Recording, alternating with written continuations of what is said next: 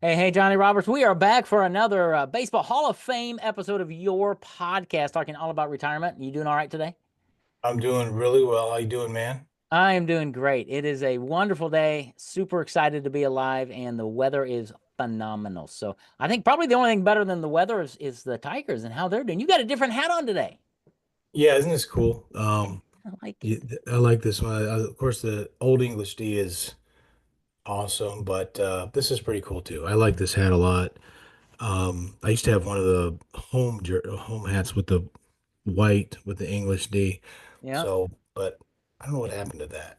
Uh-oh. So that's really cool. But there's nothing like I think the traditional, like your Boston, your New York Yeah. Yankees, the Tigers, those original teams, the White Sox, Yeah. they're they don't change their uniforms much. That's It's right. like that is so cool, man. They've been wearing the same thing for 100 years or whatever it's been. You know what I'm saying? So I do. that's pretty cool. I like all that. Like me and my son-in-law were talking about this the other day that like the tradition of baseball is so cool because especially those original teams that have been around for years is Yeah. so Well, it's the fun. Detroit Yeah. Tigers got awesome logo. This is a kind of a newer thing, but still we love it. So it's interesting because I think we have a commonality there because I grew up in central Indiana and now I live in Lexington, Kentucky. So my closest team, professional, was always the Cincinnati Reds.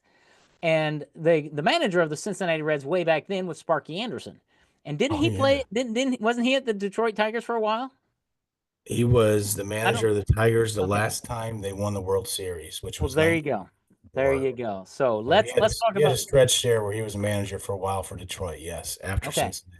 Yeah. I just remember Sparky Anderson and the big red machine and all that. So I'd be anyway. Yeah. Well, let's talk about winning the World Series of retirement. How about that? Oh yeah. Now Do we're it. not, it's funny because the analogy, last time we were talking about baseball big time, and my background, Johnny, I think you know this is when I was in high school, I was in a Boy Scout club, an explorer's post, and when I was 14 and 15, I was learning to fly airplanes. And on my 16th birthday, I actually soloed, went by myself in a little Piper Warrior airplane. That was the pinnacle of my flying career. I Uh, did I, not know that. You yeah, mean it solo was like you flew the plane?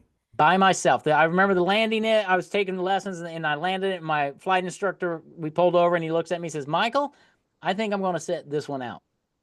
And that means he's getting out of the plane and I get to fly it by myself. That's what I was working toward. Happened on my 16th birthday. It was an amazing experience. And then I gave up flying. I could kick myself. Talk about more stressful than getting your driver's license. Oh, Holy totally. cow. Yeah. When you're up there and you're like, wow, Man, you're brave, man. I it can't was believe that. How awesome. high were you up? Oh, I wasn't. No, I was only up probably 2,500 feet or so because I just kind of circled 2,500 around the. feet Yeah, only? You say only. 2,500? Yeah, it's not that Oh, bad. Oh, it was great. I love flying flying. your own plane at 16, man. Oh, I'm scared of heights. I fly and stuff, oh, but I couldn't imagine doing something like that. Oh, yeah. That's fun, fun, fun. Isn't this funny? All right, folks. Johnny's scared of heights, but he wrote a book called Retire at New Heights. All right, come on. yes, What's that about? yes, yes, it is, man. It's like As long as you got a inspiration. parachute. I gotta face my fears. That's right. Face my So fears. John, no, let's do this. Let's do this right. We're gonna let you retire at New Heights because Johnny is in the tower. Johnny's your control guy in the tower of the airport, guiding you in your airplane. How about that? I think So that's where I'd be at. that's where you'd Absolutely. be on the control tower, air traffic control. I mean, I'll Johnny, fly in a plane just so everybody knows. I'll fly in a plane, for sure, yeah, but it's not anything I'd want to drive. I don't really want yeah. to feel too many bumps. No. Yep. Amen on that. Well, going back to my flying days, and this ties into retirement. This is where I want to go. So retirement planning and saving and money and everything is kind of like flying a plane. Because when I flew that plane, I was on the runway, right? I had to hit full throttle to get going to get up in the air. When you hit cruising altitude, you pull the throttle back and you hit cruising speed. Then you circle around and you start slowing down and you start coming in for a landing. And in the landing, Johnny, is the most dangerous part of flying because your airspeed is bleeding off and you're trying to guide this plane down to the runway to hit just perfectly, right? And it hit me. It's like that's kind of like life and finances. When we start planning for retirement, we're usually young, we got a new job, we're full throttle, pouring money into our account. when you hit your 30s, 40s, 50s, you kind of pull back a little bit. Things are better. You've had raises and things. But when you start coming in for retirement, that's kind of like you're landing again a very dangerous time in finances because of all the things that can happen. We've talked about a few of them in the last few episodes, but let's talk about that concept of coming in for a landing and some of the things financially people need to be thinking about as they plan to land their financial future with a great retirement plan. Yeah, first of all, isn't it most, maybe I'm wrong, someone can fact check me, but aren't most accidents or problems on the landing? Yeah, I Eh, think they are. You know what I mean? Yeah. I think it is. Yeah, you see Well, most. it is because you lose the airspeed, and so you don't have as much control or maneuverability, and you've got winds coming at you, and just lots of things happen. Yeah, planes flip over and all kinds of wacky things on the landing. That is by far the most dangerous part of flying, from what everybody's told me. Well, that makes me feel good. Next time we land on an airplane, we're supposed to take my in-laws to Hawaii for their 50th anniversary later this year, so I'm excited about that. That'll be I'm great. already nervous about flying over water for so long, Yeah, but wow. Yeah, so that does tie into retirement for sure because I imagine for a lot of people, and we find this a lot of times is um, kind of landing that retirement time is scary and yeah, can be nerve-wracking. And and if there's accidents or problems, it can be damaging, if you're not wise with it, right? We talk about this all the time with, man, some protecting some of our money, yeah, using some of it for income for long term. We got the long-term care situations that are getting more and more prevalent in the country because people are living longer. yeah. And I always say you either live longer and get sick and die, or you just kind of die suddenly, right? You And do. so that's kind of the two ways. And an interesting fact on that issue, just so you know, when you're coming in for your landing, is if you're 65 and you're a guy, you've already made it to 65. It's like the positive odds are you're going to make it to about 85 years old. Okay, All right. If you're a woman and you're 65 already, your lifespan now is about 87. okay. If you're married and both people are 65 or older, your lifespan for at least one of you will be 90 or above. Isn't that Wow, crazy? that's awesome. So they're taking out all the young people. They're just saying if you're 65 now, Hmm. you got 20 years plus Yeah. that you got to make sure that landing sticks, right? Yes. So, you know, man, there's a lot of planning that goes into that, and to making sure things are Yeah. successful when you Well, land that plane. it is. And you think about landing a plane, especially a big jet like a 747 or whatever. Think of how long that runway is because he's got to bring that thing in going 300 or 400 miles an hour, whatever they do, and land it and get it down and brake. And in retirement, you've got a really long runway, just like you're just saying, you got a 20-year, 30-year runway that you've got to make sure that you have income, health care, protection against inflation, protection against taxes and raises and things. How are you going to do that if you just simply look at a statement and go, well, I've got $1 million. That's enough. That might not Oh be enough, yeah, might right? not be enough whatsoever. Think about that. If you're retired next year and you're 62 and you're like, I'm gonna retire at 62, man, you're talking $40 years? potentially live until 2055. Potentially, that's 30 years. That'll put you to 92. Think about that. That's a long, we just think 30 years, we think 30, but you're talking 2055, Yeah, 2050. Think of all the changes that can take place in the world at that point that can affect your life out of nowhere if we aren't kind of somewhat prepared for those type of things, inflation and tax laws. I mean, different people get voted into government all the time, different right. parties, Democrat, Republican. And guess what? They both had their viewpoints on taxes, you Yeah, know? And I was talking to someone the other day. It was interesting. They had a ton of money. I mean, a very wealthy people, millions and millions. And we were talking about tax laws. And, um, I said different parties get voted in. If the other party gets voted in, guess what? You're their prime target. If you got a that's million right. dollars or more, what do they always say? Tax the rich. That's Tax right. the rich. You know what I mean? So people are like, oh, I got a 1.5, I got $2 million. Well, and they got their sights pointed right at you, They and do. eventually they might shoot your way and get you. That's right.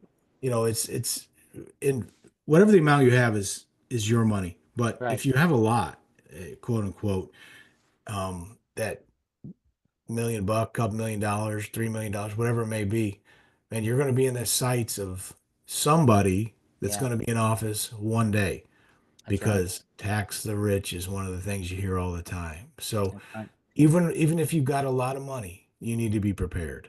It's right. Well, because and especially if you're thinking about legacy and maybe gifting that money, leaving that money to the next generation, there are lots of tax ramifications that play around in that. And yeah, I'm speaking way out of turn here, Johnny, but they passed the Secure Act a while back that says if you inherit money, you got to spend it in 10 years or something like that.